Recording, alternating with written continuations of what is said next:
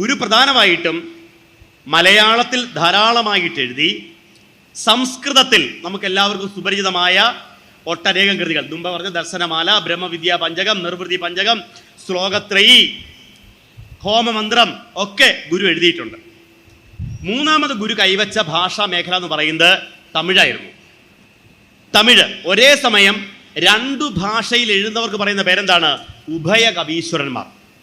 ഉഭയ കവീശ്വരന്മാർ. ഇപ്പൊ എഴുത്തച്ഛൻ ഉഭയ കവീശ്വരനാണ്. കുഞ്ചൻ നമ്പ്യാരൊക്കെ അങ്ങനെയാണ്. മലയാളവും സംസ്കൃതവും ഒക്കെ അവർക്ക് വഴങ്ങി. മലയാളത്തിലെ കവികളെ എടുത്താൽ 3 ഭാഷയിൽ എഴുതിയവർ തീരെയില്ല.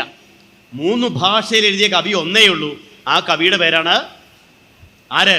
ശ്രീനാരായണ ഗുരുദേവൻ. മലയാളം, സംസ്കൃതം, തമിഴ്. തമിഴിൽ വെറും കവി ആയിരുന്നില്ല ഗുരു. തമിഴിൽ അപാരമായ പാണ്ഡിത്യം ഗുരു പ്രകടിപ്പിച്ചിരുന്നു. തമിഴ് ഭാഷയിൽ അപാരമായ പാണ്ഡിത്യം ഗുരു പ്രകടിപ്പിച്ചിരുന്നു. തമിഴിൽ ഗുരുവിൻ്റെ പല കൃതികളും നമുക്ക് നഷ്ടപ്പെട്ടു പോയിട്ടുണ്ടാവണം.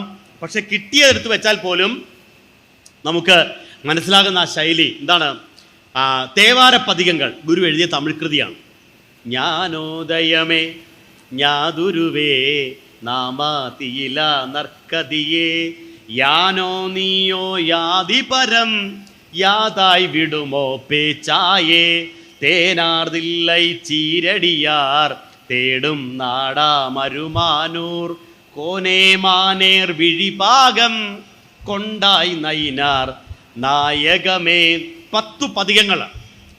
എങ്കും നിറയുന്നെതിരറ്റിമയാതവരിൻ പുറ തിർച്ചുടരെ പൊങ്കും പവക്കടൽ ഇറുപ്പടിയാതെ പഠിക്കും നൽപുരിവായി തിങ്കച്ചിരിമുടിയിറ്റികഴും ദിവ്യ തേജോമയാനന്ദമേ തങ്കക്കൊടിയേ നമൈതടുത്താടുകൊള്ളുവായി നീ കരുണാനിധിയെ വാക്ക് മനമറ്റു വാൻ ചുടരായി വടിവൊன்றுമറ്റ് നോക്കുമിടങ്കണെരുങ്കി നോക്കുകൾ അതിജയമായി ചൂക്കുമത്തിർക്കും അതിചൂക്കുമമായി ചുയം ചോദിയായി.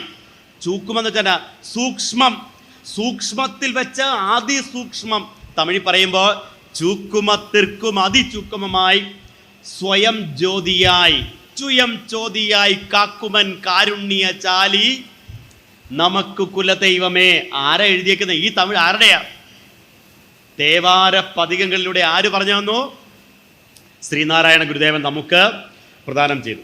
ഇത് സാധാരണക്കാരൻ്റെ തമിഴാണെങ്കിൽ തമിഴ് ഭാഷയിലെ ഏറ്റവും ക്ലാസിക്കായ ഭാഷാ ശൈലിയിൽ ഗുരു എഴുതിയ ഒരു ഖണ്ഡികയുണ്ട്. തമിഴിലെ ഏറ്റവും ക്ലാസിക്കായ രൂപം ഒരു ശിവസ്തുതിയാണ്. കൺകളത്തനൈ കരോടിയത്തനൈ കരിപ്പുലിത്തൊലികളത്തനൈ. കേട്ടിട്ടുണ്ടോന്നേ? മനിതൻ ഉണർന്നു കൊള്ളും മനിതർ കാതലല്ലേ. കേട്ടോ? അത് ഓർമ്മ വന്നു. എവിടെ കേട്ടത്? ഇത് കേട്ടില്ല. കൺകളത്തനൈ, നിനക്ക് കണ്ണുകൾ എത്രയാണ്? കരോടിയത്തനൈ കരിപ്പുലിത്തൊലികളത്തനൈ തിങ്കളിൻ കലൈ വിടങ്ങൾ തീറു അരവങ്കളത്തനൈ ചങ്കരിത്തുയരും അങ്കു ചമ്പുവൻ ചരൂപരാഗി ഇത് സത്യമേ. തമിഴ് സാഹിത്യം പഠിക്കുന്നതോട് ചോദിച്ചാൽ പറയും തമിഴിലെ ഏറ്റവും ക്ലാസിക്കായ ഭാഷാ ശൈലിയിൽ എത്ര എണ്ണം നമുക്ക് ഇതുപോലെ കിട്ടാതെ പോയിട്ടുണ്ടാവും എഴുതിയ ഈ ശിവസ്തുതി ഗുരുവിൻ്റെ തമിഴ് ഭാഷയിലെ അഗാധമായ പാണ്ഡിത്യത്തിൻ്റെ തെളിവാണ്. അപ്പം തമിഴിൽ ഒന്ന് ക്ലാസിക്കായ ഒരു ഭാഷാശൈലി, 2 സാധാരണക്കാരുടെ ഭാഷാശൈലി. 2 ഭാഷാശൈലിയിൽ ഗുരു എഴുതി. മലയാളത്തിൽ അതേ ശൈലി 2 രീതിയിൽ ഇല്ലേ? ദൈവദശകം നമുക്ക് വേണ്ടി എഴുതുക, ദൈവമേ കാത്തുകൊൾകങ്ങ് കൈവിടാതിങ്ങ്, സാധാരണക്കാരൻ്റെ ഭാഷാശൈലിയിൽ. അതേസമയം അതുമിതുമല്ല സദർത്ഥമല്ല അഹം സച്ചിതമൃതമെന്നു തെളിഞ്ഞു ധീരനായി സദസതിഥി പ്രതിപത്തിയറ്റ് സത്ത് ഓം ഇതി മൃദുവായി മൃദുവായി അമർന്നിരേണം. അതും മലയാളമാണ്. മലയാളത്തിലെ സാധാരണക്കാരൻ്റെ ഭാഷാശൈലിയെയും ക്ലാസിക്കായ ഭാഷാശൈലിയെയും ഒരുപോലെ കാണിച്ചു തന്നു ഗുരുവിൻ്റെ തൂലിക. ശരിയോ തെറ്റോ? ഗുരുവിൻ്റെ തൂലിക ഇത് 2 ഉണ്ടായിരുന്നു. ഇനി സംസ്കൃതത്തില് ഗുരു എഴുതിയ ദർശനമാല നമ്മൾ കണ്ടു. ഗുരു എഴുതിയ അതിപ്രധാനമായ ഒരു സംസ്കൃത കൃതിയാണ് വേദാന്ത സൂത്രം. വേദാന്ത സൂത്രം മിക്കവാറും പേരും അത് ഒന്നും തൊടാതെ പോലും പോയിട്ടില്ല. തൊടാറായിട്ടുമില്ല കേട്ടോ. അതൊക്കെ നമ്മളൊന്നും അതിലേക്ക് എത്താനൊന്നും ചിന്തിക്കാൻ പോലും ആയിട്ടില്ല. അതായത് 3000 കൊല്ലം മുമ്പാണ് വേദാന്ത ശാസ്ത്രത്തെ സൂത്രരൂപത്തിൽ ആദ്യമായിട്ട് ഇവിടെ കിട്ടിയത് അത് എഴുതിയത് ബാദരായണ മഹർഷിയാണ്. ബാദരായണ മഹർഷി സൂത്രരൂപത്തിൽ അവതരിപ്പിച്ച വേദാന്ത ശാസ്ത്രത്തെ പിന്നീട് വന്നവരെല്ലാം അതിൻ്റെ ഭാഷ്യങ്ങളോ വ്യാഖ്യാനങ്ങളോ എഴുതി. ശങ്കരാചാര്യ ഉൾപ്പെടെയുള്ളവർ ഭാഷ്യങ്ങൾ എഴുതിയുള്ളൂ. അങ്ങനെയാണ് പല വാദങ്ങൾ ഇവിടെ ഉണ്ടായത്. അദ്വൈതം, ദ്വൈതം, ദ്വൈതാദ്വൈതം, വിശിഷ്ടാദ്വൈതം, ഇതെല്ലാം ഉണ്ടായത് ഈ വേദാന്ത ശാസ്ത്രത്തിൻ്റെ ബാദരായണ സൂത്രത്തിൻ്റെ ചുവട് പിടിച്ചാണ്. സൂത്രരൂപത്തിൽ വേദാന്ത ശാസ്ത്രത്തെ പിന്നീട് ഇവിടെ അവതരിപ്പിച്ചത്, ഈ രാജ്യത്ത് അവതരിപ്പിച്ചത് ശ്രീനാരായണ ഗുരുദേവനാണ്. ആ കൃതിയുടെ പേരാണ് വേദാന്ത സൂത്രം. സൂത്രകാരനായിരുന്നു ഗുരുദേവൻ. മനസ്സിലാവുന്നുണ്ടോ? നോക്കിക്കേ, ബാദരായണന് ശേഷം 3000 കൊല്ലത്തെ ഇടവേള വേണ്ടി വന്നു അത് ഇവിടെ മറ്റൊരു കവിയിലൂടെ പകർന്നു കിട്ടുവാനായിട്ട്. അതുപോലെ ദർശനമാല. അപ്പോൾ ഈ വേദാന്ത സൂത്രത്തിലൂടെ ഗുരു അവതരിപ്പിച്ചൊരു ഭാഷാശൈലി. അതുപോലെ ഒരിക്കൽ ആര്യ സമാജത്തിൻ്റെ കുറേ ആളുകൾ ശിവഗിരിയിൽ വന്നു. ആര്യ സമാജക്കാർ അവർ വന്നിട്ട് പറഞ്ഞു, സ്വാമി ഞങ്ങൾക്ക് ഇവിടെ ഒരു ഹോമം ചെയ്താൽ കൊള്ളാം, ഹോമം ചെയ്താൽ കൊള്ളാം. അതിനെന്താ, ദേ വിറകും എള്ളും പൂവും ദാനമൊക്കെ എടുത്തു വെച്ചു കൊടുത്തു. എന്നിട്ട് അവർ ഹോമം ആരംഭിച്ചു. ഹോമം ആരംഭിച്ചപ്പോൾ ഗുരു അവരോട് ആ നിമിഷം ഒരു പേപ്പറിൽ ഒരു 4 വരി എഴുതിയിട്ട് അവരുടെ കയ്യിലേക്ക് കൊടുത്തു. എന്നിട്ട് പറഞ്ഞു, ഇത് ചൊല്ലി ഹോമം ചെയ്യുന്നതിന് വിരോധമുണ്ടോ? അവരത് വായിച്ചു നോക്കി.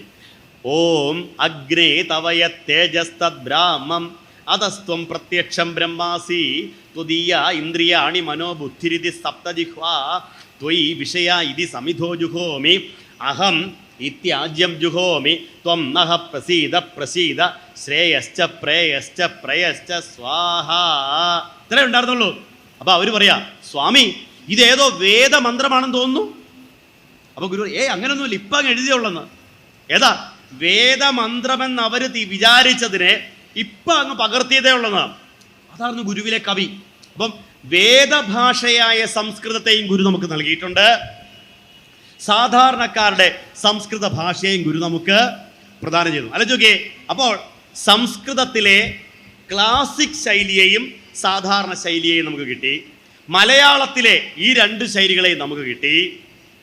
തമിഴിലെ ഈ 2 ശൈലികളെയും കിട്ടി. ചുരുക്കി പറഞ്ഞാൽ 3 ഭാഷയിൽ 6 ശൈലിയിൽ എഴുതിയ ഒരു കവിയേ ഉള്ളൂ. ആര്? ശ്രീനാരായണ ഗുരുദേവൻ. ഇനി ഗുരുവിൻ്റെ പരിഭാഷകൾ നമ്മൾ അതിലേക്കൊന്നും കയറുന്നില്ല കേട്ടോ. ഗുരുവിൻ്റെ വിവർത്തനങ്ങൾ, ഈശാവാസ്യ ഉപനിഷത്ത് പറഞ്ഞൊരു കൃതിയുണ്ടല്ലോ, ഈശാവാസ്യം ഇതം സർവം യത്കിഞ്ച ജഗത്യാം ജഗത് തേന ത്യക്തേന ഭുഞ്ജീത മാഗൃധ കസ്യ സുദ്ധനം. ഉപനിഷത്തുകളിലെ ഏറ്റവും പ്രധാനപ്പെട്ട ഉപനിഷത്താണ് ഈശാവാസ്യം. 10 ആണല്ലോ ഏറ്റവും പ്രധാനപ്പെട്ടത്. ഈശം, കേനം, കഠം, പ്രശ്നം, മുണ്ടകം, മാണ്ഡൂക്യം, ചാന്തോഗ്യം, ഐതരേയം, തൈത്തിരീയം, ആരണ്യകം. ഈ 10ലെ ഏറ്റവും പ്രധാനപ്പെട്ടതാണ് ഈശാവാസ്യം, ഒന്നാമത്തത്. അതുമാത്രമേ ഗുരു വ്യാഖ്യാനിച്ചിട്ടുള്ളൂ. ഈശാവാസ്യ ഉപനിഷത്തിനുണ്ടായ വ്യാഖ്യാനങ്ങളിൽ ഏറ്റവും മികവാർന്ന വ്യാഖ്യാനമാണ് ശ്രീനാരായണ ഗുരുദേവന്റെ ഈശാവാസ്യ ഉപനിഷത്ത് ഭാഷ. ഈശൻ ജഗത്തിലെല്ലാം ആവസിക്കുന്നത് കൊണ്ട് ചരിക്കമുക്തനായി ആശിക്കരുതാരുടെയും ധനം, അല്ലെങ്കിൽ അന്ത്യം വരെയും കർമ്മം ചെയ്തിങ് അസംഗനായി ഇരിക്കുക, ഇതല്ലാതിൽ ഒന്നും നരന് ചെയ്തിടാൻ. എത്ര സുന്ദരമായിട്ട് അതിനെ പച്ച മലയാളത്തിൽ എഴുതി തന്നിരിക്കുന്നു. അങ്ങനെ ഈശാവാസ്യ ഉപനിഷത്തിന്റെ ഭാഷ്യം പോലെയുള്ള പരിഭാഷകളുണ്ട്. പിന്നെ ഉദ്ബോധനാത്മകൃതികളിലേക്ക് നമ്മളത് പ്രത്യേകമായിട്ട് പരാമർശിക്കാൻ വേണ്ടി പോകുന്നില്ല, മറ്റൊരു അവസരത്തിലായിക്കോട്ടെ. അവസാനം ശ്രീനാരായണ ധർമ്മം അഥവാ ശ്രീനാരായണ സ്മൃതി എന്ന ഒരു ഗ്രന്ഥം കൂടി എടുത്തു വെച്ചാൽ 65 പരം എന്ന വാക്കായിരിക്കും യോജിക്കുന്നത്. അത്രയും കൃതികൾ നമുക്കുണ്ട്.